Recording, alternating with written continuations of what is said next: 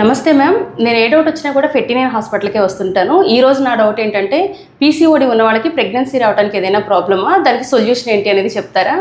PCOD problem ఉన్న వాళ్ళకి మెయిన్గా పీరియడ్ ఇర్రెగ్యులారిటీ ఉంటుంది. వాళ్ళకి హార్మోనల్ ఇంబ్యాలెన్స్ ఉంటుంది కాబట్టి ఎగ్ పెరిగి రిలీజ్ అవ్వడం కరెక్ట్గా జరగదు. సో ఎగ్ రిలీజ్ అవ్వనప్పుడు వాళ్ళకి ఆబ్వియస్లీ ప్రెగ్నెన్సీ వచ్చే ఛాన్సెస్ అనేవి తక్కువ ఉంటాయి. అలా అని న్యాచురల్గా ప్రెగ్నెన్సీ రాదు అని కాదు, మిగతా వాళ్ళతో పోలిస్తే వాళ్ళకి అవకాశం తక్కువ. కానీ దీనికి సింపుల్ సొల్యూషన్సే ఉంటాయి. First most important life style changes. Weight తగ్గడానికి వాళ్ళు ట్రై చేయాలి, హెల్దీ హ్యాబిట్స్ ఫాలో అవ్వాలి. సింపుల్ టాబ్లెట్స్ మెడిసిన్స్తో కూడా ప్రెగ్నెన్సీ వస్తుంది. కొన్ని సందర్భాల్లో లాప్రోస్కోపీ చేస్తాం. లాస్ట్ ఆప్షన్ ఐవీఎఫ్ ఉంటుంది వీళ్ళకి.